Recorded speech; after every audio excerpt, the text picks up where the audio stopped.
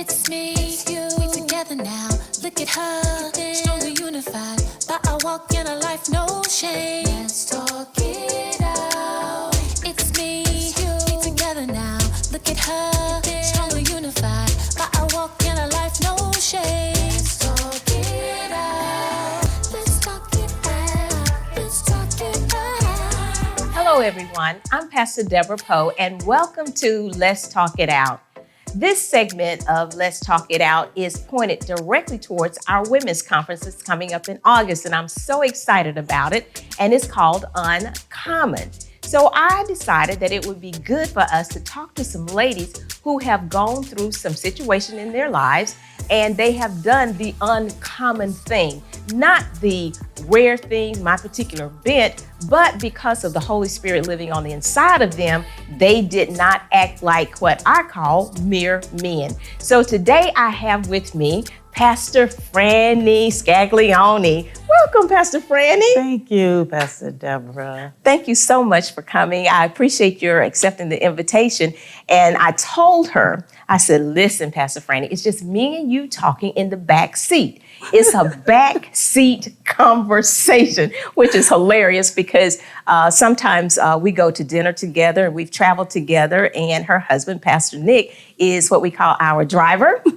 And we just sit in the back seat and have a good time and talk about a gamut of things. Yes. So today we're going to talk about her life and some things that God has shown her actually what was on the inside of her.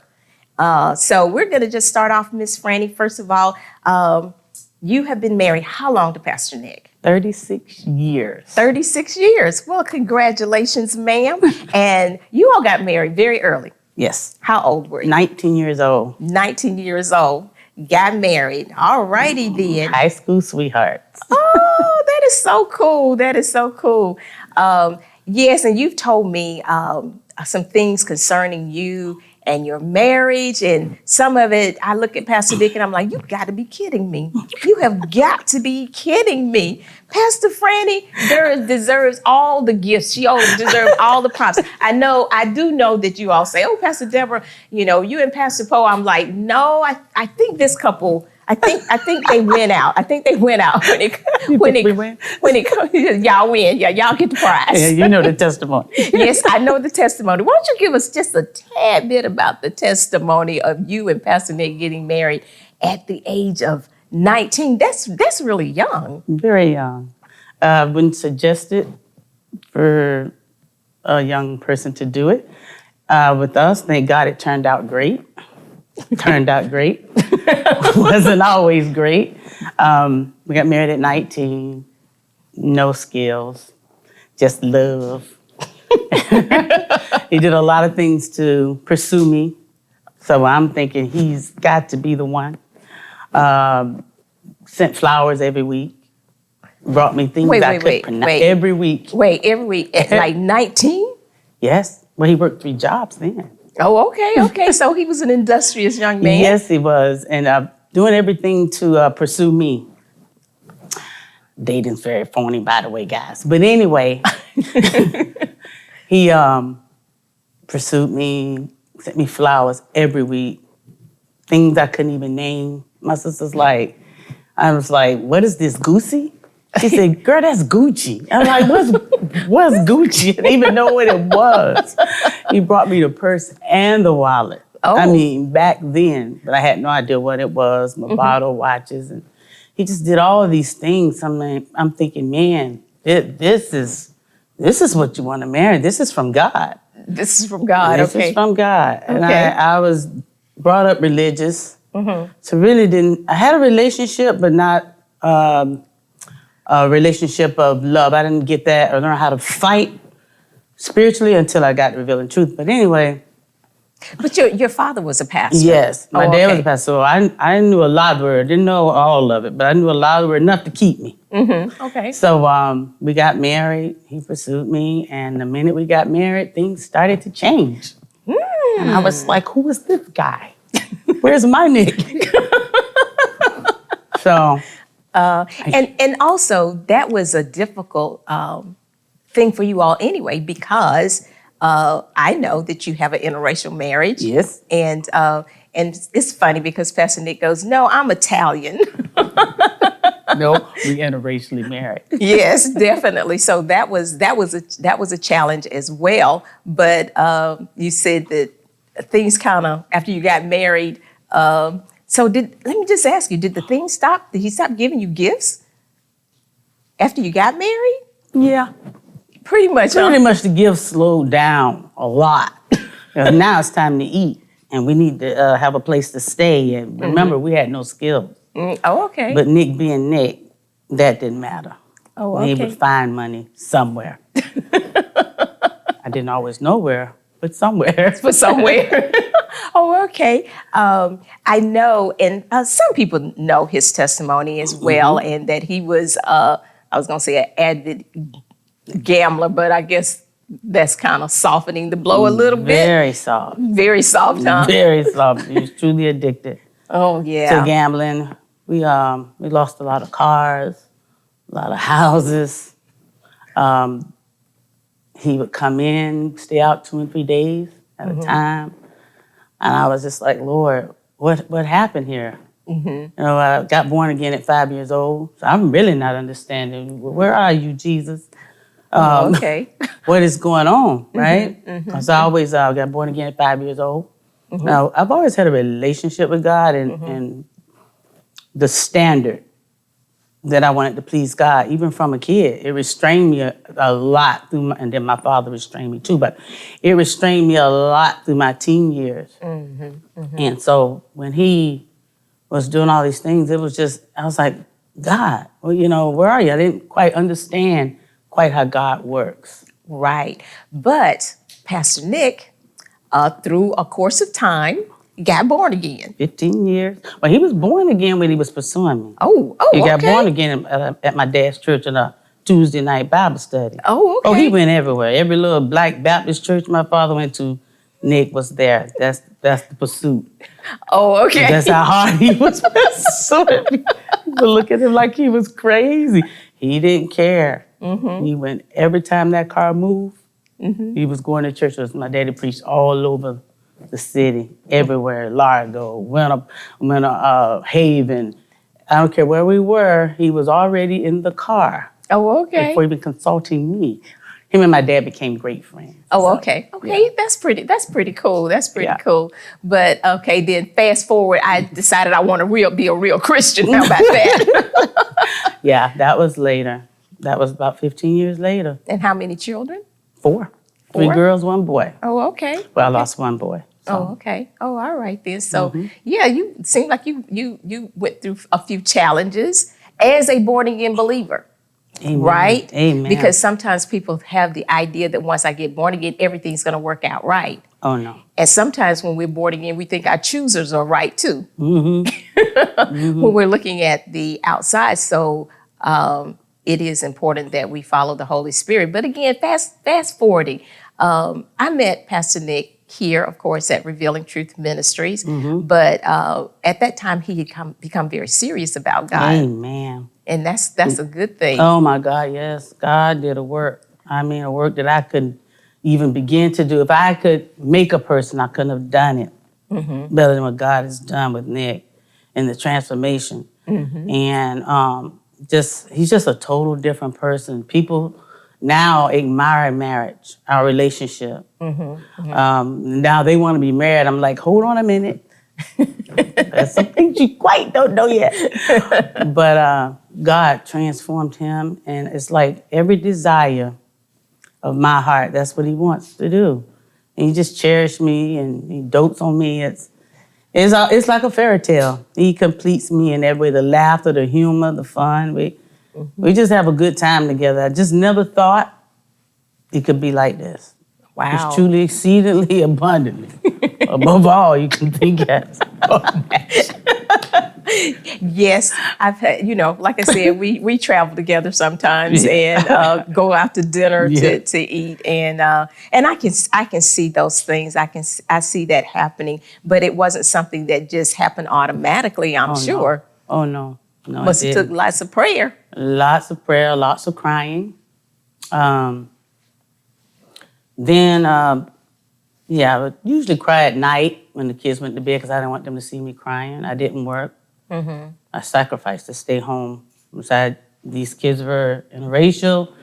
36 years ago, it's not like it is now. It's everywhere now. Thanks be to God. But back then, people look at us like we had four heads. It just wasn't something you saw a lot of. So I was determined no one's going to keep my kids or take anything out on my children. So I sacrificed to be home. And I mean, without cars. I went without cars for years. And, just went without, but I was happy being there with them because that's what I really wanted. And yeah, so we had a good time in that house. Houses. Houses. But again, you made a decision to take care and protect your children. And I'm hearing you say I had to sacrifice because sometimes people make that decision not wanting to make that sacrifice of not having everything you want because income does not support what you see other people have. And I'm gathering from you, but my children for me was more important than the stuff. The children, and of course me coming up under God, the reason I didn't know all the word, but I knew that God hated divorce. And that was so hard for me. It was like, okay, what have I done? What have I done? I am in this for good. And God he hates divorce. So it's okay, I can't be divorced. And I made up in my mind, I think we have to make some decisions. I made up in my mind that I wasn't going to be divorced. And I think once we make up in our mind, we are ready to overcome. Okay. We position ourselves at that point, how I'm going to get through it, because I'm not leaving. Right. So those two things, the kids and God, is what held me there. That's good. That's good information. Making solid decisions. Oh, you got to make, if you're in limbo, I say once you entertain leaving, you will leave eventually. Oh, okay. I agree with that. Yeah. Because it's always on the back burner. As if it don't work out, then I'm going to do this. I'll do this. I'll do that. But not understanding that the decisions you make, every decision you make, it gets you to where you are, and you have to evaluate the situation. That's right. And so, and I'm sure Pastor Nick is glad that you went in and put in the time, right? Oh, he's great. And I think that's where all the honor and the doting and the cherishing comes from, because I stuck by him through it all. Yeah. So I remember when you first came to Revealing Truth Ministry, you shared with me that Pastor Nick actually is the one who came by first and he was the one who made the decision to come here? Yeah, we was on our way to World Changers. Okay. Went there for a week. I believe God led us there. And we saw Lady Miss Winter's Chicken had RTM on her badge. She was a greeter. Okay. Well, we didn't know she was a greeter. He saw the RTM. He said, what is that? Nick talks to everyone. And she said, oh, it's a church. It's Revealing Truth Ministries in Tampa. And we were at the conference. Right. She was Pastor Dollar, so we was getting some chicken to get back on the road with the kids. And she said, that's Revealing Truth Ministries. And he said, oh, where is that? And she said, oh, it's in Tampa. And he said, yeah, we was right up here at the conference at Pastor Dollar's. And he said, so where is this place in Tampa? She said, oh, this is she was saying that Pastor Dollar's son. And we like, he's like, Pastor Dollar's son? He got a son? So we were so captivated by Pastor Dollar. And I think we actually thought it was literally his son. We didn't know anything about spiritual sons and daughters at that time. So he comes back to the car. He said, Frannie, we don't have to move now. They got, his son is right there around the corner from us. It was on Armenian. We lived right around the corner in those apartments at that time. Oh, okay. All right. So we came up here the day. He didn't stop. The minute we came from Atlanta, he stopped here to get a book out the bookstore. Looking for El Shaddai, the anointed El Shaddai, something like that. And Pastor Poe came walking out and came all the way across that parking lot and talked to Nick. And they talked, and he came home. He said, we're going to church. I said, okay. So Wednesday night, and we came and we joined, and here we are. Yes, but let's let's step back from the here we are right now, Okay. because you've shared with me what you thought when you heard the word being taught. And just share a little bit about that. Well, coming from a Baptist church, when I came, I'm gonna be honest. When I came, I saw everybody speaking in tongues. I was like, we didn't do it in the Baptist church. But I had saw a lady do it once. My dad didn't say anything. So thank God I was kind of accustomed to it, because I would have said, okay, it's time to go. Because everybody was speaking in tongues, and I was like, okay, what is this? So pastor got up and he started getting into the word, and he started saying things I had never heard in the word before. He said that wealth and riches was in my house. And he turned in, I read, and then I saw others where it was said that I was wonderfully and fearfully made. It's just not the perspective I had from God, of God coming from the Baptist church. You know, I'm the head and not the tail. I was taught, you don't ask God for anything. You don't do that. God will give you what he wants you to have. Right. And I saw my dad walk by faith, but he always said, you was under the assumption you didn't ask for anything. So when I got it was just and I would look at the word and I read up and then I read down the page. This cannot say this. What is going on? I even turned the Bible. I said, is this a King James version? I was just, so what is going on? But it was so much there and just so liberating, and I was just still baffled, to be honest. And then I started to do it. As I said, when I came out, I learned how to fight. I was already obedient.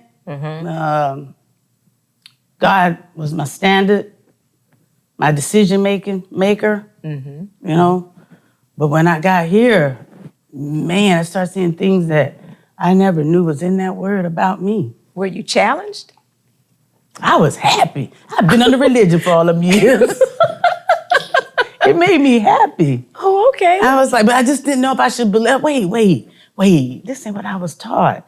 And then I saw, that's why I was searching for, is it King James Version or is it, and reading up and reading down, trying to get the whole context of it to make sure it was accurate. Oh, okay. But I was very, very excited. I wanted to come back again the next day. And it was, you wanted to come to church, Because I was learning all these new things, and they were wonderful things about God. So I started doing them, and my life, I started to see results. Amen. I prayed before the other 15 years, and Lord, where are you? Come on, see about me, But it's just like nothing was changing. When I got here, I learned about my words. Okay. Your words? Yeah, because back there I was saying some stuff I shouldn't have been, but I didn't know.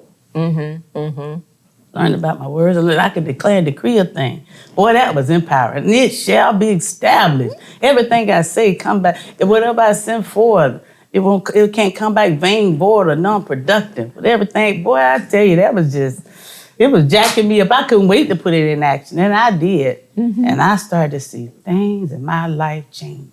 That is so good. You know what? And I'm so happy that you're sharing the fact that I started looking at the word and I believed the word. Oh, yeah. I believed the word. I didn't just believe what was said, but I made a decision to do what was said. I made a decision to be an active Christian, and you saw God start to move in your life. And right now you have grandchildren. How many grandchildren do you have? 4 grandchildren. No, 5. 5. Five grandchildren. And God has done some wonderful things with your grandchildren too. Yes, he has. And especially is Nina. Tell Bean. tell us about Nina. Nina was born to my oldest, Athena. She was born 1 pound, 2 ounces. Okay. Really, really underdeveloped. The report we got from the doctors was very grim. So she probably wouldn't be able to see, hear, walk, just poor quality of life. They didn't know about her, what she would be like with her cognitive learning and things like that. So I really didn't know what to do. Pastor Nick really didn't know what to do, to be honest. We all get into fear sometimes. Mm-hmm. But when you got the word, it always comes up just in time. When you got woman and man of God, just so honored to have you as my woman and man of God. Oh, I hope I don't cry. It's okay. As our woman and man of God. Mm-hmm. Nick called for Pastor Poe. Pastor Poe wasn't there. So he ended up talking to you. And what he says about it, he says it so there was no discussion. He said, you told him Nina's strong, Nina's healthy, and Nina's ready for life. Yeah. And he said, okay. And he brought that back to our family. He said, we're not going to say nothing else. Nina's healthy, Nina's strong, and Nina's ready for life. I said, okay. To be honest, I really didn't know if I wanted her to live. It was going to be such a poor quality of life, so we thought. Yeah, yeah. And That's Frannie. I just want to pause here a minute because I appreciate your being honest and frank, and I certainly hope that you all can to catch. She's giving you thoughts that she had, not indicating that I'm a perfect person, but I have these thoughts that come across my mind, but I arrest the thoughts and capture the thoughts and look at what God is saying. So again, continue on. You said that because you said I wasn't sure if I even wanted her to live with the reports right. that we were getting from the doctors. Battle I've ever been through. Because I really didn't know what to pray. Yeah, yeah, yeah. But after you said that, and Nick came back and said that, I said, okay, that's what we say, only. And Miss Brenda from our church, she embroidered on a nice piece of cloth, so pretty, and had it framed. And we put it on the door of the hospital, of Nina's door. And Thina said to me, she said, Mom, you know what's so great about this? Everybody that read it gonna be making that confession. And I tell you, it just... Yes, ma'am. For her to say that, huge. You know, a lot of times we say things to our kids about God. I was trying to get them to believe. But I've been praying. Somebody heard you say, I pray my children have an experience with God. And I had been praying that. And for her to say that was huge. So anyway, time goes on. Nina went through every day. It was like a roller coaster. I couldn't stay all the time in Tampa, so I'd go back to Orlando, call every day.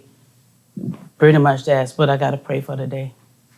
It was really step by step. We'll make this journey. And she called me, this is going on. Okay, I pray for that.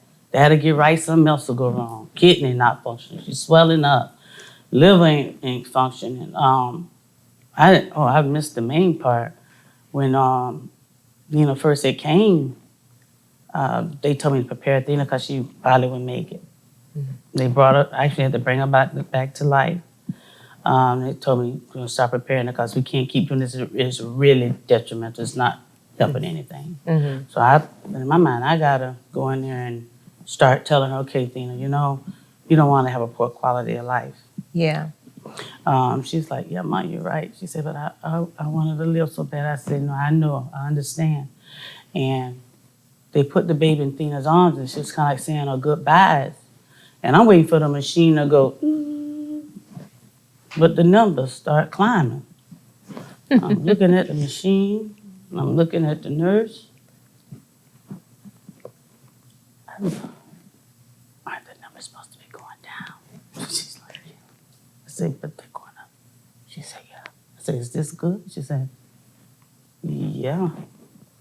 So while Athena was holding that baby, the numbers started to go up. I said, okay, you guys going to get a bed in here or something so she can be with this baby. Yeah. And then she died again, and then she brought her own self back that time. And lost all her little hair. She had little peach fuzz hair. So cute, little tiny little thing. Her eyes were like 2 dots. So tiny. She was all feet and all hands. And I said, yeah, she definitely got Stevens, and that is big old feet. And we put that on her door, and we said it. She had 27 blood transfusions. Oh, wow. Oh, yeah. She got what she couldn't go use the bathroom, no bowel movements. I'm praying. That went on for 3 weeks. And they finally decided to do exploratory surgery. I said, what is that? They're going to go and just see. I said, okay. So I'm praying, Lord, show them. They got in to see exactly what the problem was. The intestines were shut. They said she was really undeveloped. So they really didn't develop. They opened them up, and I'm a little girl. She's doing her thing. But she caught staph in the line, in the PICC line. All her skin, Pastor Deborah, all of it just came off. Wow. Lost all her hair. They say she probably would never have hair again. She got hair again. We just cut it because this girl could choke herself with her own hair. I call her cousin it, but she's running and she loves it all over. It's so cute. I said, come in, cousin it. I didn't realize, day by day what was happening. And you all were just were praying, and Pastor Nick told me that you all had put that above her door, and that everybody that came in read it. And I can remember coming to your house, and she just started running towards me, and you all said, that is so unusual. She did. And she's such a loving little girl now. I mean, she ran straight to you. I was like, we was just in awe. I was like, what is, I guess she knows she gave the word. You gave the word. But it was unbelievable how she just ran up to you. Yes. But I'm just so grateful to God. And then for Thina, I was really concerned about that. I was like, Lord, I don't know how she'll be if this don't happen for her. Yeah. So I started to pray for that. I said, but then she got staph. I was like, it was really a conflicting moment for me. And I said, I'm going to pray for the will of God.